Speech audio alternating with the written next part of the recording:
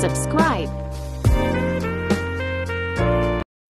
يا مساء الخير عليكم متابعيني الكرام، اهلا وسهلا بيكم في مطبخ على نار هاديه، وانا هايدي وجيه. النهارده معانا وجبه كامله متكامله، الاولاد بيحبوها جدا. من اسهل الحاجات اللي ممكن تعمليها في المطبخ، هعمل كفته بالبرغل بطريقه سهله وبسيطه، تكات هتطلعي منها استاذه.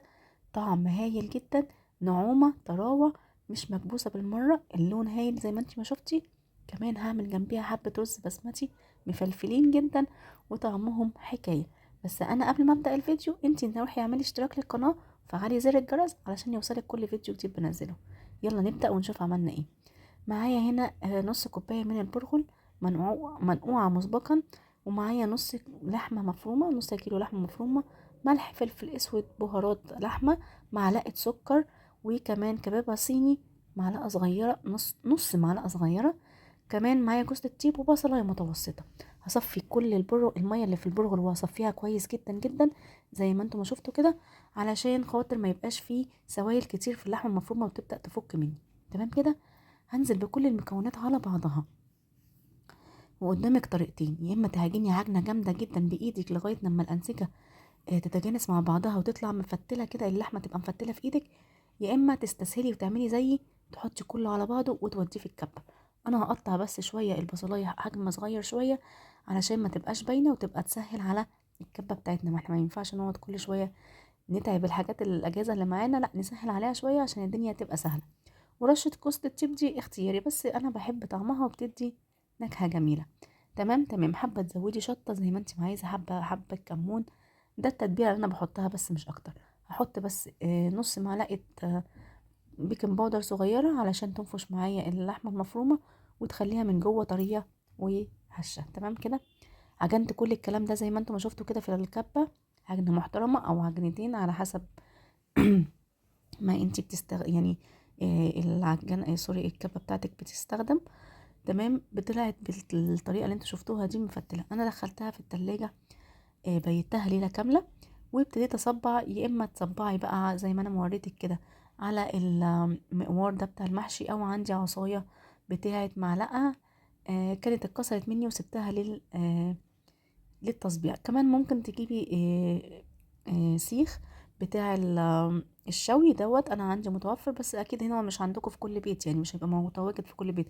فانا قلت لك على الطريقه السهله اللي ممكن تعمليها باسهل ما يمكن. انا اخترت الحجم ده من الكفته، تقدري تصبعي زي الحجم اللي انت تحبيه.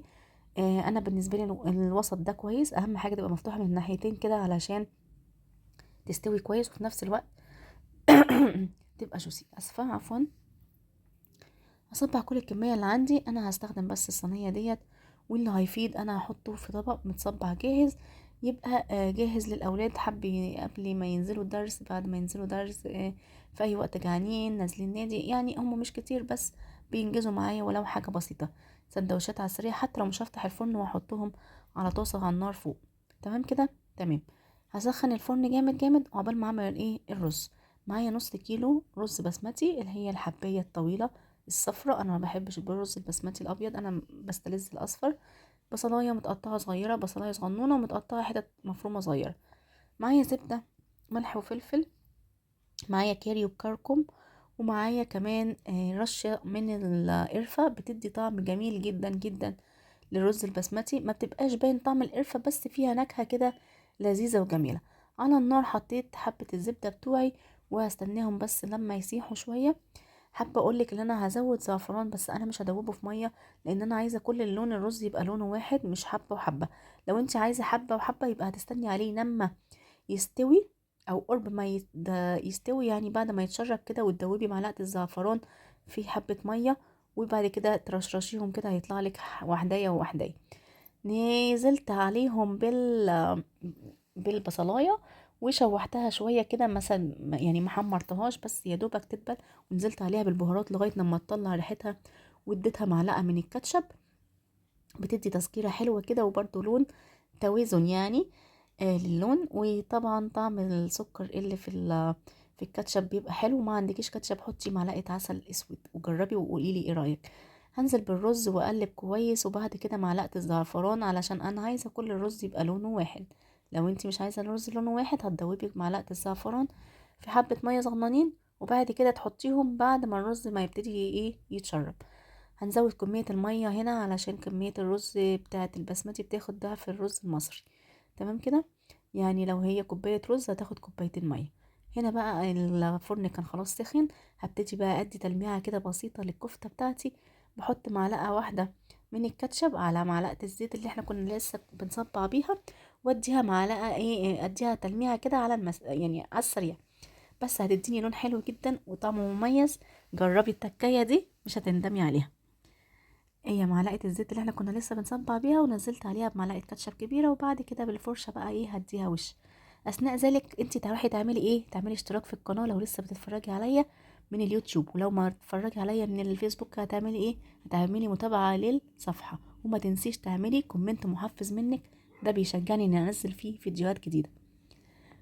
تمام، طبعا ما تنسيش اللايك، اللايك ببلاش يا جماعة، اللايك ببلاش، حطوا اللايك. يلا بقى نقدم مع بعض الجمال دوت.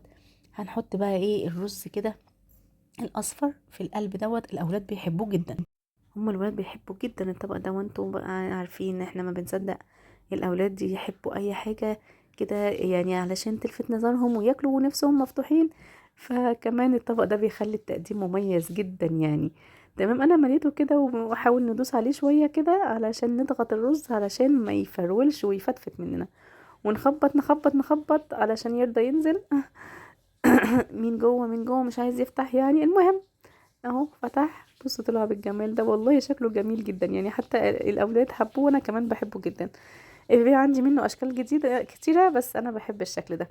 يلا بقى، لسه ما حطيتيش اللايك لغايه دلوقتي، حطي اللايك. هنرصص بقى الكفته الجميله بتاعتنا دي، بجد طلعت طعمها حكايه. تقدري تحطي بقى شرايح قوطه او شرايح بطاطس وحبه بصل تحت الكفته، تاخد كل العصارات اللي بتبقى نازله من الكفته دي، علشان خساره تترمي بصراحه. يلا نحط حبه السلطه بتاعتنا علشان نشجع الاولاد ياكلوا سلطه. عارفه كتير كتير كتير من ولادنا ما بيحبوش السلطه، انا عارفه ده، بس متهيألي الطبق لو متنظم بالشكل دوت هيفتح نفسهم على الاكل، وكمان هيخليهم ياكلوا السلطه من قبل اي حاجه تانية. بس كده، كده بقى الجمال والحلاوه. بجد صدقيني هتعجبك جدا لو جربتي الطريقة بتاعتي والتكات المميزة. يلا بقى هنفتح ونشوف الكفتاية من جوه شكلها ايه، وقد ايه هي جوسي ومفرغة. بص اللون من جوه عامل ازاي، جميلة جميلة بجد، كانت طرية وطعمها حلو قوي وناعمة كده. مفيش بعد كده، بحاجة بسيطة نص كيلو لحمة مفرومة عملتي وجبة متكاملة. اشوفك في فيديو جديد، باي باي.